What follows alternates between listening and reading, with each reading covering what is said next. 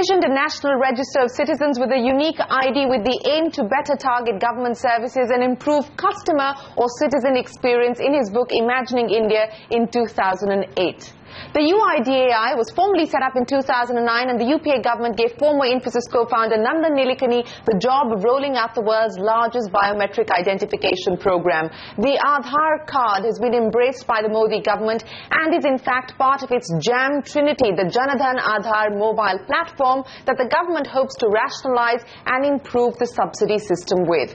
In his latest book, the man behind the Aadhaar card now gives us solutions to reboot India. From payment to politics, Nandan Nilekani believes in the power of technology to address India's problems. Joining us today to talk about their ideas to reboot India, Nandan Nilekani and his former UIDAI colleague and co-author Shah. Gentlemen, appreciate you joining us here on CNBC TV 18. Nandan, let me start by asking you, as I mentioned in the introduction, the government has embraced the Aadhaar card. It hasn't given its constitutional validity just yet, but it has embraced the Aadhaar card and made it part of its JAM Trinity. Were you apprehensive when the Modi government came to power about the fate of the Aadhaar card? And I understand that you met with the Prime Minister and he was trying to get a sense of what the Aadhaar card would really mean as far as subsidy rationalization was concerned.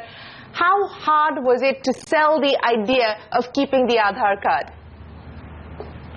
Well, I think we were very pleased that Aadhaar, which was an idea started and encouraged by the previous UPA government and by the leadership of the UPA government, which gave me full support for Aadhaar. The fact that it has continued and is been equally enthusiastically supported by this government is a very good thing. And I think Prime Minister Modi is technologically savvy, so he's understood the power of Aadhaar and the platform. And so I am very happy that this project has survived two governments and is well on its way to deep usage. Well, speaking of deep usage, Nandan, and I ask you this in the context of what's happening as far as the Supreme Court is concerned. You write about the challenges that you faced while trying to roll out Aadhaar. Of course, one was the problems with the NPR, but the constitutional validity aspect of it continues to be a problem. A 5-judge bench now of the Supreme Court has allowed the government to link the Aadhaar card to some government schemes. It still is not mandatory, and there are many caveats which the government will need to adhere to. Do you think that the concerns related to privacy, the lack of checks and balances, the lack of safeguards that have been taken up by various PILs are overstated and exaggerated? There's no question that many of these things are misinformation campaigns. Aadhaar is a very secure system. The data is encrypted and stored securely. It's only an identity system. It does not accumulate data about anyone and so on. And I think the Supreme Court has actually, what the issue that has gone to the constitutional bench is whether privacy is a fundamental right. It's really a much larger question than just about Aadhaar. Privacy as a fundamental right has much bigger implications about data with companies, online companies, data with government and so forth. So it's a much larger question that the court is, taken up. And in the meanwhile, I think Aadhaar enrollment continues, 935 million people, reaching 1 billion or 100 crore people in the next few months.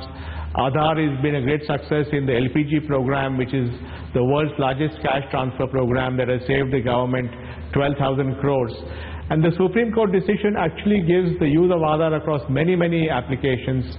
PDS for food and kerosene, LPG, for EPFO, that is pensions, Provident Fund, pensions, Narega and Jandan Yojana. And if you add up the people involved or beneficiaries of each of these programs, it will add up to 300 to 400 million families. So effectively, everybody can be using Aadhaar in some capacity or the other.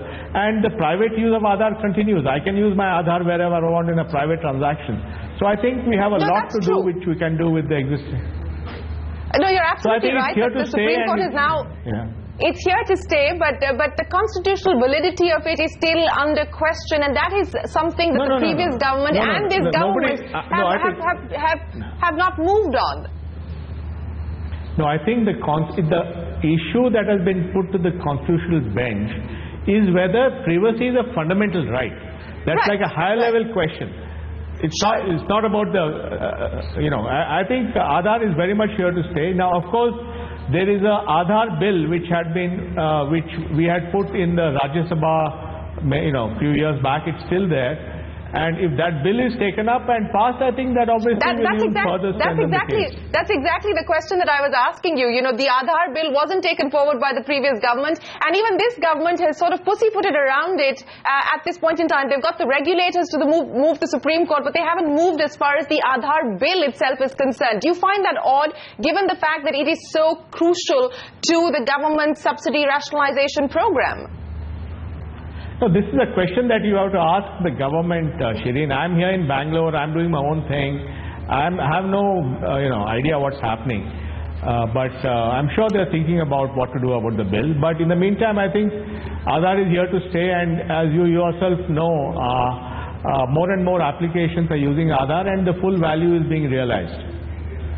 Okay, Nandan, let me talk to you about, the issues that you talk about in your book. And you talk about a bunch of things, from cashless payments to the role of the government in a shared economy to even politics. And let me start by asking you about politics. And is politics now at all as on the agenda as far as Nandan Nilekani is concerned?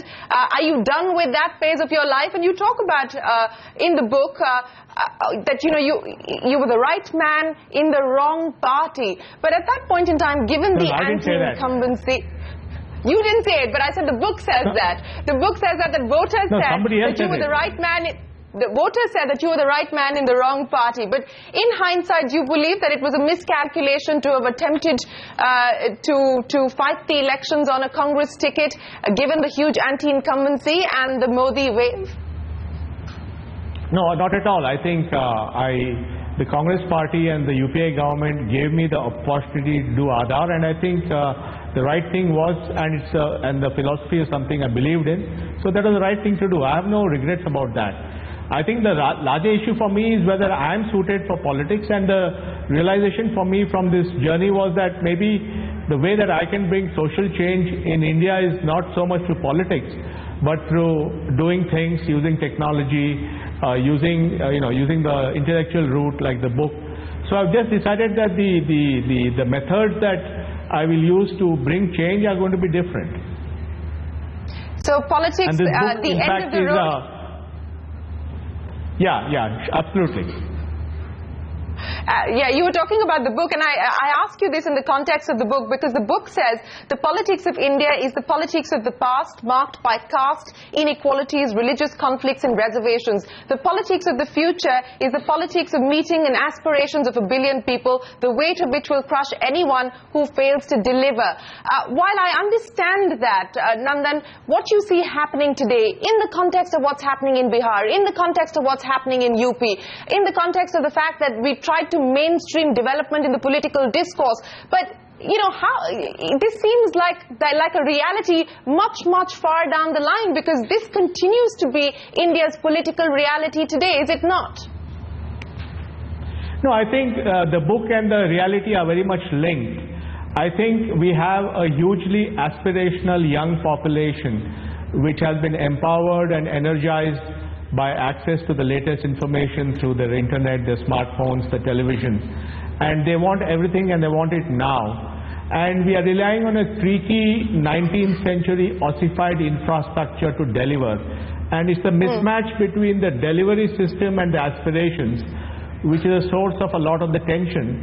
And once you have aspirations not being met, then automatically it will get into this caste, religion, reservations kind of issues. So our point is that the only structural way to solve that is what we are giving in our book, which is transforming and reimagining government in a way that 1 billion people can meet their aspirations. So what we are saying is very much relevant to the kind of issues that we are facing today.